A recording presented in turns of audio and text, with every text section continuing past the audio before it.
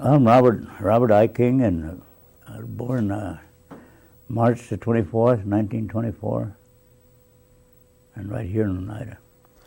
At home? Yeah, at home.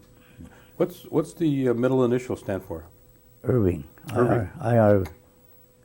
IRVING. And where was the homestead where you were born? Where's the location? I really don't know exactly where I was born. Was that at your dad's or your grandpa's place? That you were born. Imagine it was my dad. Oh. Yeah. Okay. Tell me your mom and dad's name, and tell us your mother's maiden name. My mother was Rose, and her maiden name was Schuyler. And my dad was Anton, and his name was King. And do you have any brothers and sisters? Yeah, I had, let me see, I had, should I name them?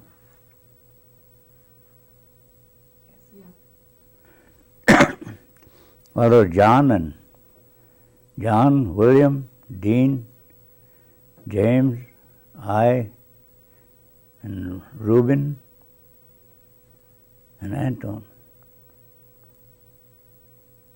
And I had sisters that they fitted in there someplace, Josephine and Florence, but they both died, way before I was born, I think. There were 9 of you then, all together, huh? No, I had 2 other sisters, Rose and Nellie. Rose actually was the youngest one. Okay, Rose, yeah, I remember Rose. Mm-hmm. Okay. Now, tell me do you remember the names of your grandparents? Yeah, there was William Schuyler and William and Eva. And on the King side, it was... Do you remember Eva's maiden name? No, but I believe it was Jordan. Jordan? Yeah, I believe it was, yeah. And and on the King side, there was Martin and Elizabeth. But I don't know my grandmother's maiden name. Mm-hmm. Now, where was your father's homestead? Where did he live? Well, his original homestead was about a mile north of Chicago Corners. On H? Yeah. Mm-hmm. It's where Raymond Cornelius, used to live. Do you know where Raymond Cornelius used to live? No, is that... Well, Ranch Road and H Cross, and it's coming north. It would be on the left-hand side. Oh, that farm on the left-hand side, or before you? Past before the farm. It probably was part of the farm one time. Okay. Is that where you grew up? No. I grew up in several different places. One is where my grandparents lived. That was on H2, south of a mile. I think it's a mile south of Chicago Corner. Be on the left-hand side going south. Down towards Goosetown Road? No, beyond that, what is that, E? Or E. Yeah, right on this side. On the left-hand side there? On the left-hand side going south. That where Grandpa's Schuyler. Grandpa Schuyler was there. Mm-hmm. Do you remember him at all? No. Okay. No. But that was their homestead? Yep. Mm-hmm. Okay. Because I heard stories that he used to bury his money in glass jars down there by the creek there. Did you ever hear that? No, but I know where the creek is. Yeah? Yeah. So you never found no money down there? Never. They must have took it before I was. Somebody else must have found it. Ahead of me. That or it's still there. The 2 of you guys are going to be down there at the thing. Oh, that's a story I heard. Tell me about your dad. Was he a big man or short or stout? About the same size I am. And what kind of work did he do? a lot of farm work. My early years was all farm work. because he used to take us along, and well, we'd have to work too. You know, he done a lot of work for the Garveys, where the Garvey farm is now, on Freedom Road. That was a big farm that time, about 600. I believe it may have been a whole section, because it was big, big. And your dad did work on a farm there? Yep. What about his own place? Did he have a lot of acres there, or small? No, the way I understood, he had to sell his land when the girls were. I believe there was flu that time. You know, and they both died. The two girls died. And I believe that land went for medical and funeral expense. That's what I understood anyway. Well, then did he just live different places? Yeah, then he moved different places, rented. And that's why you moved. You were with them, and you moved different places with them, right? Yep. Mm-hmm. Okay. Yeah. And your mother, what did she work out, or did she? No, she never worked out. Yeah, my dad used to always say that he never wanted his wife to work out. She always kept at home. Oh, what about your father? Did he ever speak about where he went to school? Oh yeah. He went to school in high school. He only went to the third grade though, but it takes 6 years to get to the third grade. Because he only went half a day at a time, I guess. What about your mother? Did she talk about where she went to school? Yeah, I believe she went to school right in Oneida. Mm-hmm. At the boarding school? Yeah, because she went to the 8th grade. Mm-hmm. And did they speak the language? Oh yeah, they spoke. Did they teach the kids? No, that one thing he'd never done was always talk over us, or talk to us in English and talk to himself in Oneida. Do you have any idea why they might have done that? Not spoke? No, they never really said why. And it seems to me like he always thought it would be harder for us if we didn't, talk English. So you just picked up a few words here and there, or do you speak the language pretty good? No, I don't. You got to have practice, to speak that. Mm-hmm. At home, did you have any chores at home when you were small? Always had to do something. What were some of the things you had to do? You mean the summertime, huh? Oh, like pick potato bugs and hoe the garden. But we always had time to play. We always had to work first, and cut wood. We was forever cutting wood. What about the heat and lights and water? Did you have, that was kerosene. Kerosene? Yeah. What about the water? We always hauled it. A lot of times when it was spring. There always was springs around, then. And then later on we hauled it from, the well, and after a while we had our own well. But on a farm, it was always, we lived on a farm too, There was a farm next to, in fact, it's where Mike Garvey lives now, that's where we lived. But it was part of the farm, but it was just a house and a barn. It wasn't kept, My dad kept pigs there, his own pigs. I think we'll take this opportunity to change. At the time, your mother stayed home and worked quite a bit. I mean, she worked all the time. She didn't work out. No. Right. And she did a lot of making the clothes. Yeah, like a lot of remaking and, taking clothes apart and rebuilding. In fact, like I say, she was a good seamstress. What about a cook? She was a very good cook.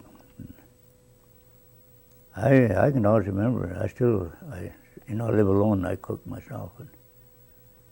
So I don't remember how she still cooks yet. What was your favorite that she'd make? Corn soup. Corn soup. Yeah. That's a lot of work, though. That's a lot of work. Did you ever help her make it? Oh, yeah. Yeah. Can you make it now yet? Yeah, I can make it. Yeah. What about cornbread? Do you ever make that?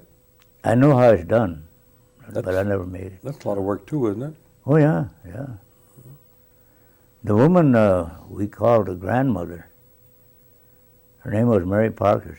She was kind of kitty corner from us, where we lived, and we used to get water over there. And she had one of those logs that are burnt out, burnt. And you put corn in there, I used to have to go there and help her with that. Oh, pound? Pound corn, yeah. Pound that corn, then she'd take it out and sift it. Pound it some more. And she couldn't talk English. She couldn't talk English. But we knew what she wanted. She was an old lady when I was young, very young. But very nice and clean. And I used to wonder about that. I wondered why she'd always burn sulfur on her stove. I didn't like the smell of sulfur. She'd put some on her stove. You could smell it. I don't know the reason why. It's like an incense, huh? I don't know. I think it was something about clearing the air, I think. That's what I think it was. Yeah. And I remember she had an old fork, what she ate with. Them tines were worn down, real short. She must have used that all her life, And they didn't really have plates them days. They had like tin plates covered with porcelain, and they don't break very easy. In fact, they don't break, period. I suppose that's why they had them. They're very endurable, And I thought later that must wear out, must wear that fork out, eating all them years with that fork. Because she was old.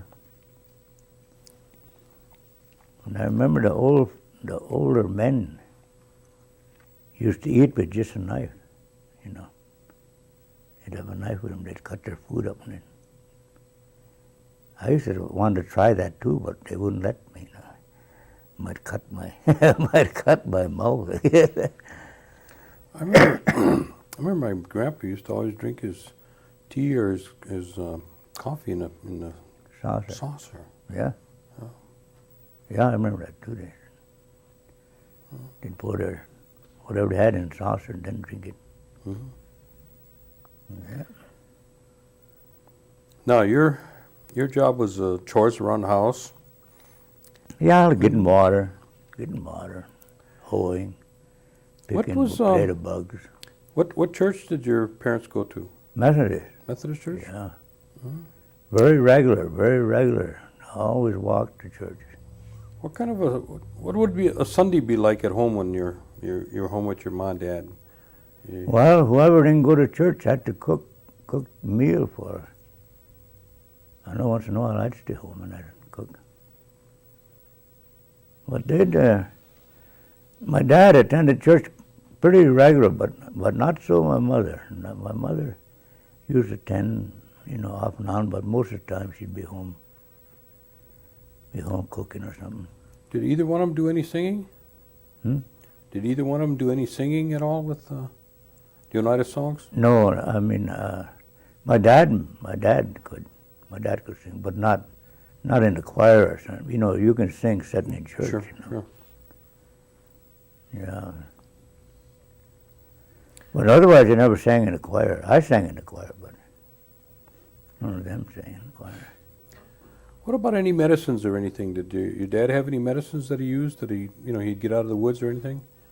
Yeah, he had them roots. I don't know what they call them now. I think they call them sweet flag, I believe. I'm not really sure about that, but I think it did. We used to go out in the swamp up where Walter Cornelius lives. There used to be a swamp past there. You used to go back there and dig that. I wish I could remember what they looked like, you know. But I used to go along with him and be digging around. And my uncle used to, you know, willow bark and slippery alum. And there's another one. Got a big leaf to it. Anyway, he used to scrape them, that bark, in wintertime. And he used to have regular kettle of like tea, make it tea out of it. And during the wintertime, he'd always drink that. You know, like when he wanted to drink, he'd drink that. His name was Dean King. And he was one of the older brothers of my brother, of my dad. And he never went to the hospital, never get sick, never went to the hospital.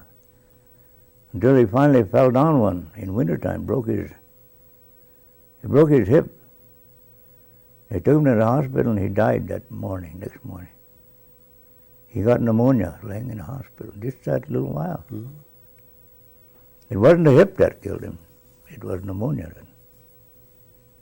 And I believe he was in his late 80s when he died.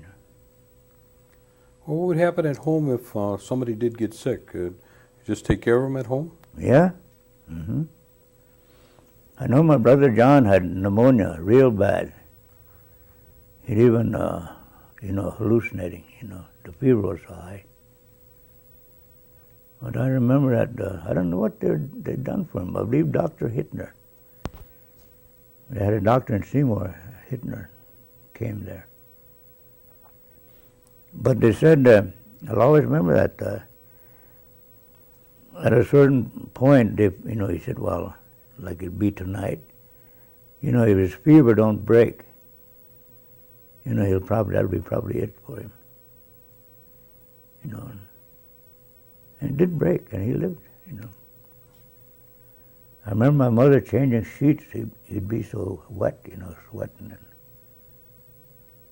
changing his sheets every little while on the bed. He was pretty sick.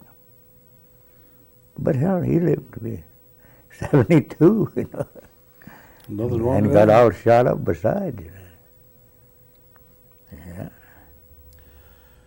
When do you remember starting school? I started school in 1931. Where at? Chicago Corner. Where were you living then? Where was your house At the at? grandpa. On H there. Yeah. Okay. Used to walk to. Walked to school. Yeah. Okay. Tell me some of your schoolmates. Do you remember any?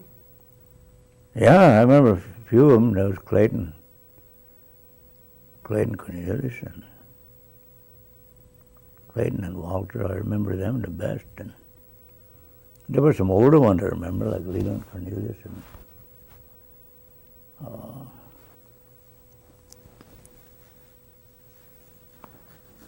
Clifford Cornelius. He's still alive yet. He was going to school there. And the Nest boys, Earl Nest and Arlene Nest, and the Silases. There was Beatrice and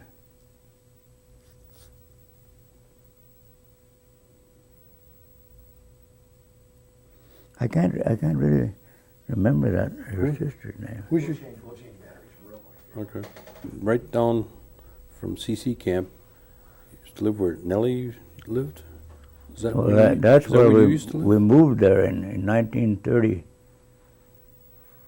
39. That's when I can remember. That's the last I can remember back Yeah, in see there. that home was built in about that time. Okay. You rolling? Can you remember your teacher's name? Yeah, one was Miss Garvey from Freedom, and then she got married. Then she was a Van Camp, And then I went to school up by Elm Hill, and that was John Burns. How come you switched schools? Hmm? How come you switched schools? I really don't know. See, we were going to move up to that farm, you know, I was telling you about. Mhm. Well, that's right close to the school. First we walked that long ways, didn't we? We started there because we were going to go there. That's why. Yeah. Yep. During that time now, tell me what a Christmas would have been like at home around those days. Really not that much, you know. You made a lot of things you put on your Christmas tree. We were just talking about that the other day. Even strung of popcorn and they always had that silver, that. And I remember fruit was very hard to come by them days, like oranges and bananas. Bananas was very scarce. Yeah, and we'd have oranges, apples. Of course, we had a lot of apples. But we always had something for Christmas. And the church used to always Methodist Church used to always give out stuff to the families, like candy and some gifts, a couple of gifts. Do you remember the minister at the time? Yeah, Reverend Wenberg. He was there almost all the time I ever went to church. Was that before the church burned down or after? Yeah, before that. Before. Yeah, and after too. I think he was there. I remember the old church very well. Yeah, I think lightning struck it. What about Hoyan? Did you go Hoyaning? Oh, I always went Hoyan. Yeah. Had a long walk anyway, pretty cold sometimes. You know. Yeah. What does that mean to you, Hoyan? Well, I always thought it was Happy New Year. You know. Yeah. Wishing them a Happy New Year, and they give you a gift, give you some. Used to be donuts, but now they give you everything. I guess. Some of them donuts were pretty greasy, I remember. Maybe the cook wasn't too good or something. Or maybe you had a little bit too much the day before. Yeah, I had dipped them to something. Wasn't hot enough or something. Yeah. What other holidays do you remember when you were young? Oh, 4th of July and Decoration Day. I remember Decoration Day good on account of the veterans from the First World War used to be shooting. We used to try to get them shells, you know. Oh, the casings? Yeah. Yeah. We always used to try to grab them. Did they used to have a ceremony? Yep. The veterans? Mm-hmm. Is it the same way they do now, or did they? Yeah. They go to graveyard to graveyard? Yep. Yeah. From one graveyard to another. Yeah, I remember little Charlie Cornelius used to do a lot of talking at them. He's the one I remember pretty good. You know. I can't remember who blew the bugle. I know for a while, one time it was Julius Summers. And he used to blow the bugle. But I don't know if he was a veteran or not. Well, later on, didn't Woody used to? Yeah, Woody blew the. I don't know who does anymore. I don't know. When did you finish school? I didn't finish high school. I went to the 10th grade. But What high school did you go to? West De Pere. West De Pere? Yeah. Rode on the bus. You remember any of your classmates? Oh, yeah. Yeah, I remember a lot of guys, but most of them are dead. And like Calvin Cornelius and Lloyd Matoxon and Donald Cornelius and Joe Matoxon and Irvin Hill and the Kasich boys, my brother. It's funny, I can't remember many girls. maybe they didn't impress me. Or Maybe not. Huh? yeah, You were too young. too young. Oh, Harrison Cornelius, him and I used to chum around together. But, and Paul Smith.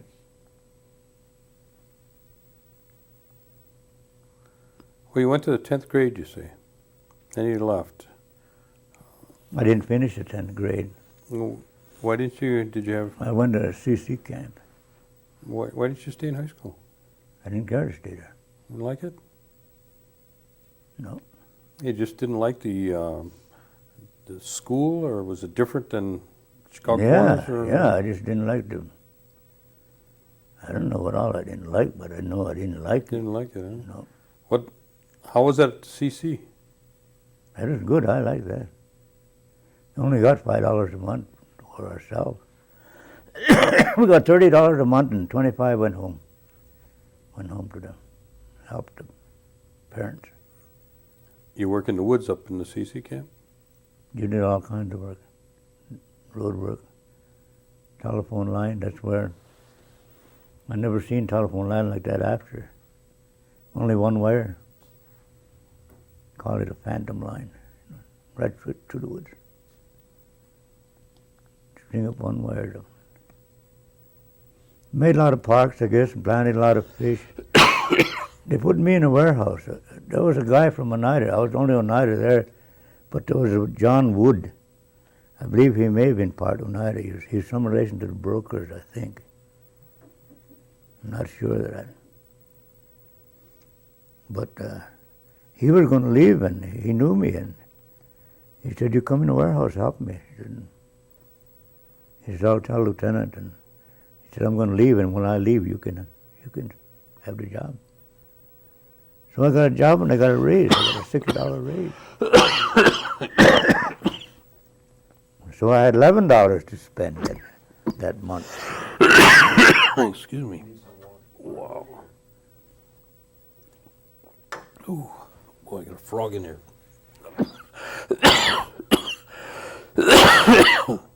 Sorry, Bob.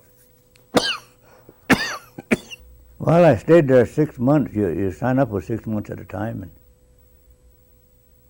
then I came home, and I didn't care to stay home, so I signed up again. And I went to Camp Mountain. First I was at Camp Mercer up near Manitowish.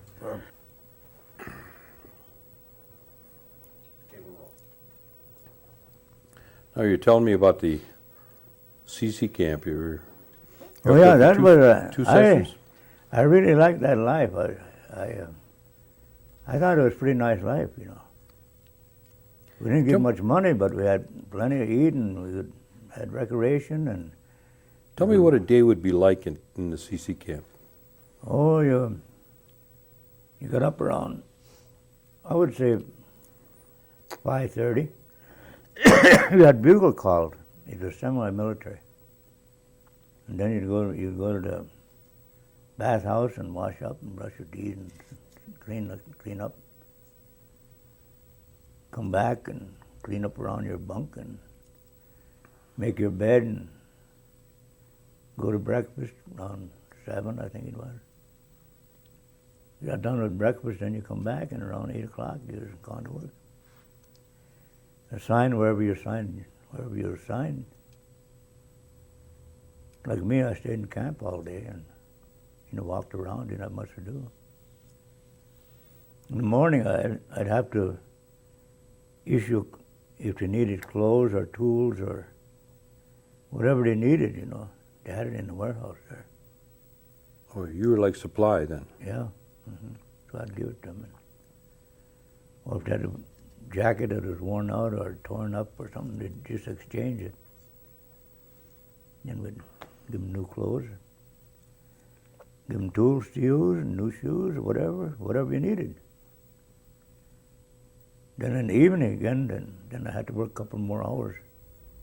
I had all day off, you know.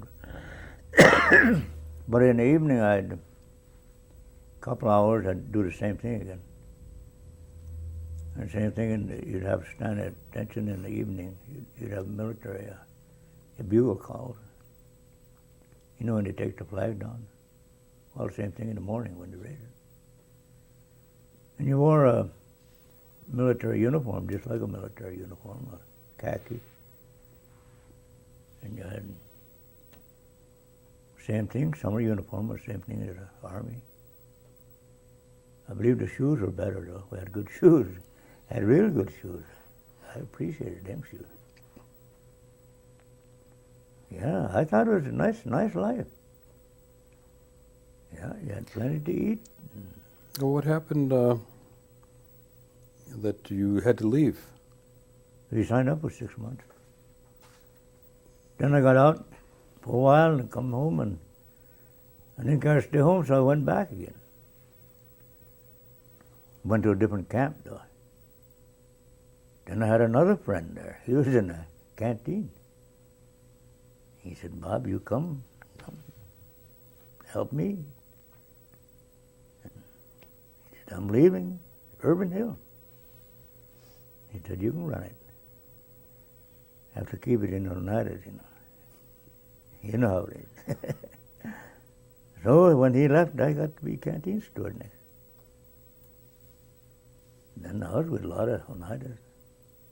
John Paulis, Ben Skenador, Robert Cooper, Barney Hill, Ditch House was there. Oh man. Roy Smith, Bert Skenador. There was a lot of us guys. I remember too, all the Pinal Oneidas got mumps one time. And they were quarantined in a barracks. Huh? You didn't stay sick very long, but you had to be quarantined a long time. I mean, they could box and do every goddamn thing. They don't have to work or nothing, because you couldn't work. They said it wasn't good for you to work. And so I'd go over there every night. I thought I better get mumps too, you know. Never got mumps. I must have had it before. Never got sick. Yeah, I was wondering how come. How come I can't take it easy? You already were taking it easy. I was taking it real easy. All I did was clean the pool tables, fix the cue sticks, you know, and take inventory and order stuff for the canteen, whatever. You know, like soda. It's just like a little, just like one of these one-stops. Only I think we didn't have quite as much, you know, but had more of a variety, I think, than they have. It was a nice life. You could play pool, play ping pong. I got to be pretty good at ping pong. Not too good at pool, though. Yeah, that was a good life. I already had it good in camp. I'll admit that. Well, once you finished your tour in the CC, where'd you go? Came home, worked around home a little bit, and decided, well, at that time, see, the war started. And I stayed till we broke up about 3 camps. I got sent back up north again, and we took a whole bunch of trucks north. And that camp broke up, and I had to take a whole bunch of stuff. I believe it went to Fort McCoy, I believe. The equipment. They were breaking up the camps, and most of them guys were going in service.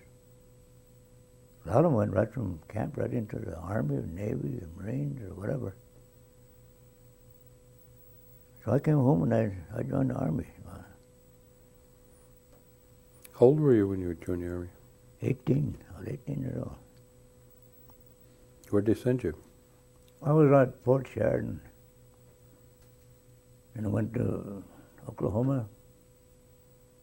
Geez, I got that place right in my head.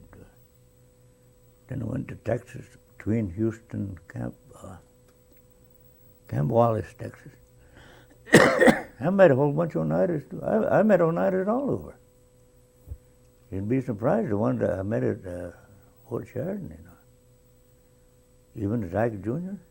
I was there before he was, but there he come along, a whole bunch of stickers all over his suit, you know, and a whole bunch of tags. He was lost, Breck's bag on him.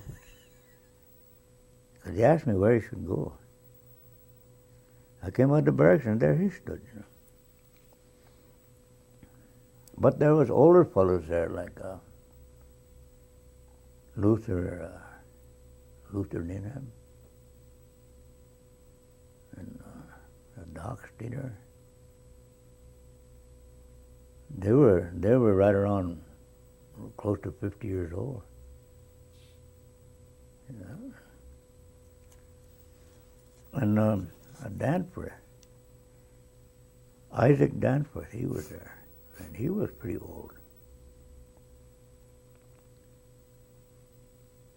I remember him and Junior used to write. Well, Isaac couldn't write, so Junior would tell, Isaac would tell Junior what to write. Because Isaac was, his girlfriend was Junior Skendar's girlfriend's mother, so they both sent 2 letters at the same time. So Junior would do his writing for him. Yeah, I would sit in the beer garden, all of us Indians, and drink beer. Didn't care how old you were. Nobody worried about it. And I met in Texas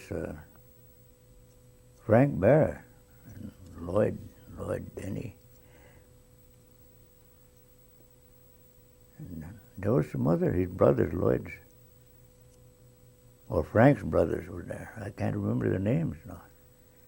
I don't know if one day he was called Covey. And Jim House was there.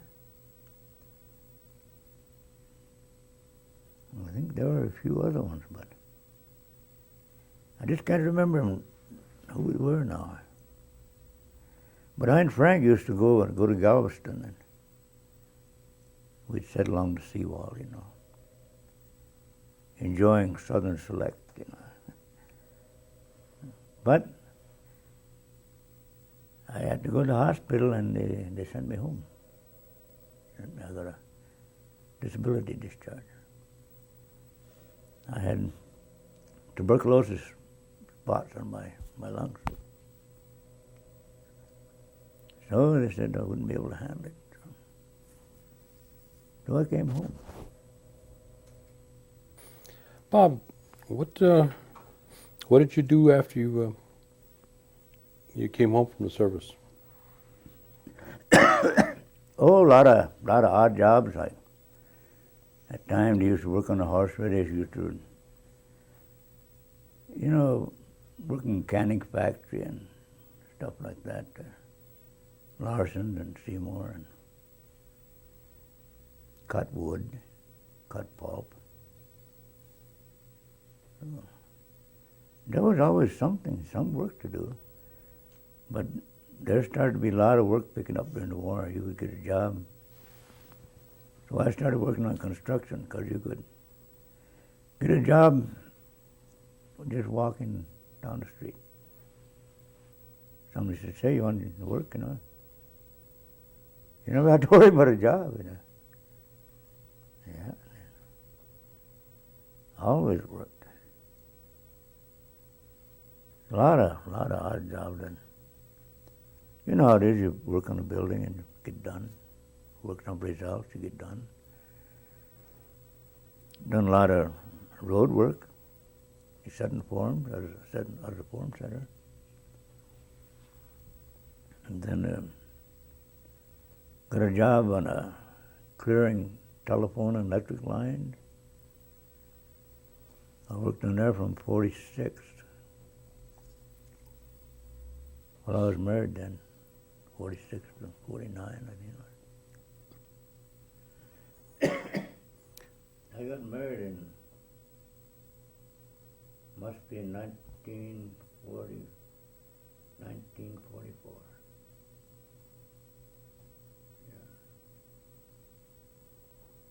And your wife's name?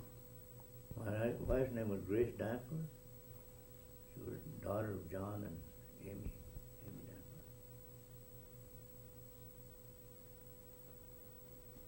Danforth. We had three kids. I had one daughter and named Joyce, and two boys, one named Wayne and one named Warren. Warren's the youngest one. And I'm trying to think of when she died when she was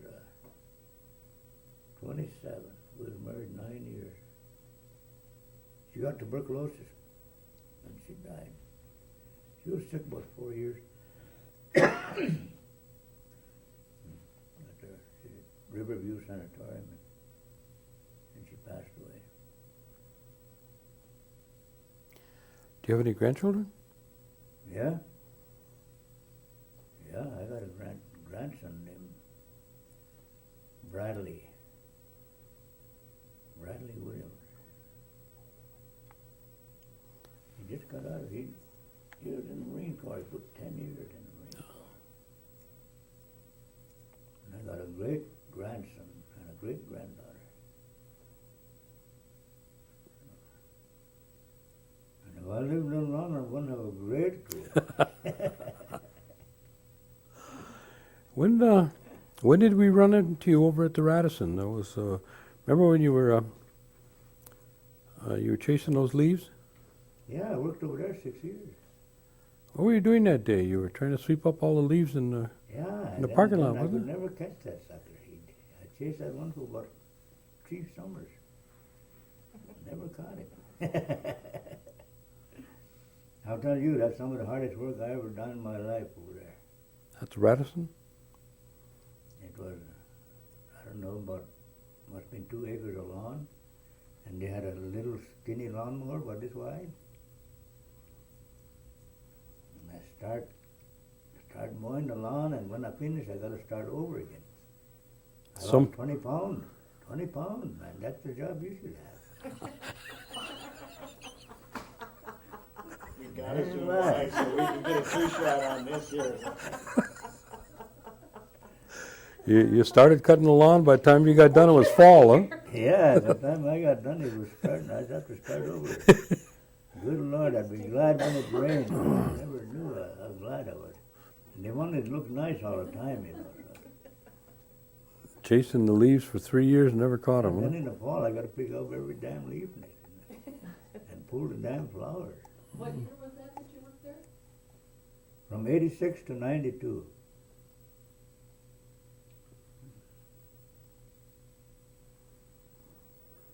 Then what did you do? I went over to the casino. Well, what'd you do at the casino? Not much, either. Change runner. How was that job? Ain't worth a damn. No? No. You meet a lot of people, though, don't you? Yeah, a lot of people telling you what to do when you don't know what farmers were. You know what you're supposed to do, and still people telling you what to do. Now, what's so hard about changing money, huh? Changing money. What's accounting?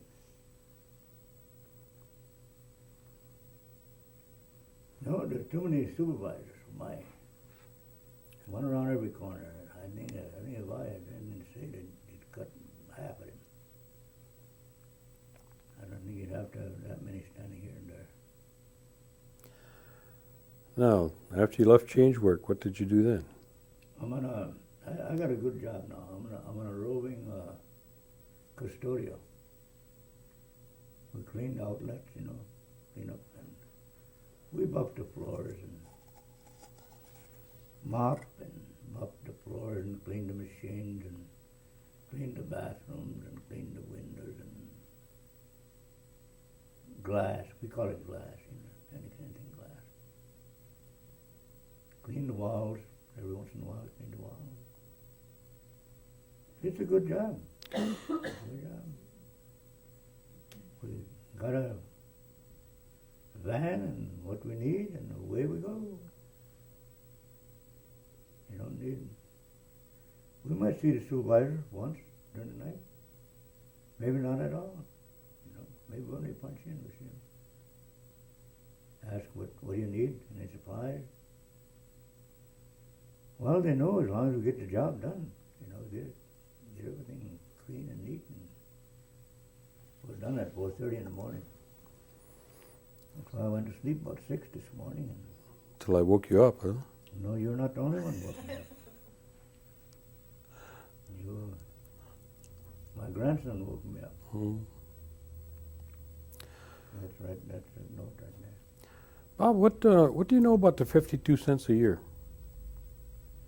Well, not really too much. I remember when we voted, Percy was in, and we voted to put that money in the bank so it would pile up, and that's what I, as far as I know. So they'd have some money to work with, because 52 cents wasn't doing nobody any good. So, and that, I can't remember how long ago it was. I remember voting on it, though. And, I imagine that's still going in the bank someplace. Have you been involved in any of the tribal operations besides working at the casino No. in the past? See, I was in Milwaukee, about 14 years or so. And I worked at the Indian Community School there from 72 till 84. And I used to, I don't know how many tribes we worked with, I would say 8 or more. You know, the kids belong to different tribes, you know. When I was on that National Commission of Indian Works, I got voted on there in Minnesota. I stayed on there about 3 years. I was supposed to stay there 4 years, but one of the head ones, Faye McKnight from Oklahoma, she had her office in New York City, and she got married to a Indian doctor, and then there was nobody. Things just seemed to, go. We used to look at proposals for money. There was money. It's the Episcopal Church, and had the money. We were studying proposals, where to send the money, what we thought that. If it was a good idea, that's what, the seed money. We'd give them seed money. I got a chance to travel all over with that bunch. They had a lot of money to fly, man. Holy crap. I'd go to Denver quite a bit. Go to Seattle, Washington, and even came to Oneida here. And go to different universities in the state. And go to, like in Minneapolis, too. We try to see the needs of different tribes. That's what we, and see if we could help them out with seed money. I believe here in Oneida, I think we gave money to a paper, to a newspaper. I can't remember what the name of it was now. There used to be a paper before this one. Didn't Mrs. Cook have something to say about that? Lucille Cook? Yeah. I think she used to work with one, yeah. Yeah, but I can't remember the name of it. And it seems to me we had something to do with a school bus here. But we did buy one for the Milwaukee school. Buy a new van and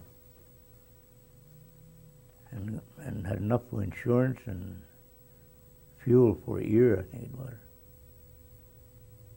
Bought him a new Ford van for transportation for the kids. And then we went to Washington, D.C. once and went to what was Indian Education. I believe we come under the Indian Education Act. And at that time, we took a proposal to Washington, D.C. Well, I took it there. And we got, I think it was $265,000, to educate them kids, hire teachers. And it went on 3-year cycles. And when Reagan come in, President Reagan come in, our cycle was just ending. And Reagan wiped out the Indian Education Act, I think. Either that or he cut it down to nothing. Yeah. That was the end then. And now they got a lot of money, They get money out of that. It went dormant for a few years. And while it did trade a Coast Guard station for a school over on the east side of Milwaukee.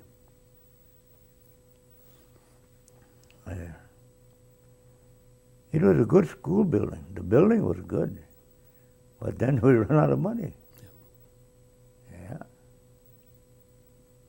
That's when later on you started moving back to I Spain. left. Well, I stayed a year. I wasn't drawing the wages, but I had money, and I stayed a year on my own, waiting to see if they couldn't get some funding, to keep it going, because somebody had to be there. So it really stopped in '83, but I stayed till the spring of '84, and I was running broke next. So I had to come back to work. I went work on construction then. Well, during all this time, did you ever take up any kind of hobbies or like music or? No. I took a lot of pictures. I got pictures from all over the Well, your photography, is that your hobby? United States. Yeah. Oh, yeah. I got girls' pictures. I don't remember who they are. No. No, I took a lot of pictures. I'm going to have to sort them out someday. How long have you been doing that? Quite a long time. 30 years. Some of them older than that. Yeah. But anything else? Are you singing or dancing or No. powwow or? No, see, I used to have to travel quite a bit, when I used to work on construction, I traveled quite a bit. I worked out of St. Louis for 3.5 years. Worked out of Cicero, Illinois for 3.5 years. And I worked in Kansas City, and I worked in Denver, and I was in L.A. a little while, and I was in Little Rock, Arkansas, and Tallahassee, Florida, and Albany, Georgia, up in New York for a while, up around Buffalo. You've been all over the place. I don't know, about 40, I think about 40 states. A lot of little jobs, a lot of big jobs. I worked on the Arch of St. Louis a little while, and I worked on the Civic Center in Chicago. Biggest jobs. But get tired of traveling, get tired. Well, based on all your travels and the all the things that you've seen in the past and what you presently see, now here in the community, what kind of advice would you give to the young people for their future to help them along? Oh, I don't know. I believe in the work ethic. I believe in working. I think the children today, the younger, they don't have enough responsibility when they're growing up. Life is a little more than sitting there watching TV or playing with a computer. I think they should have more physical activity at home, responsibility or something. I mean, you should have something that you have to do every day, if it's possible. Not come home and jump in front of the TV. Or come home and jump up and cut out and go on the street or road or wherever you're going. Maybe athletics if you're an athlete. Maybe that's the answer. I don't know if everybody has any work to do, you know. Yeah, it should be a strong body, mind, spirit, you know. You got to make yourself strong physically. And you got to believe in something. You have to believe in something. I don't care what the state says about religion or anything else. Because the Indians can have their own rules in their schools. And they should be put on pretty strong, same with language. I'm sorry I didn't ever learn how to talk Indian. I understand it a little bit, but not enough. I know a lot now that some little kids talk Indian, you know. That's good. But you got to practice it. And I can't see why. We have some good athletes, but we should have better ones. We should have better athletes, because I think normally an Indian is pretty athletic when he wants to be. But it seems like they're good up to a certain point. Then all of a sudden it kind of dies out. I don't know why, if they lose their, I don't know what they lose. Good ball players, had good ball players when they were young. Up to a certain point, then they seem to lose it too. Well, I want to thank you for coming down here today. I know you. You know, I'm a busy man. You're a busy man, yeah. And, Now I got to go back to sleep fast so I can go to well, work tonight. Right.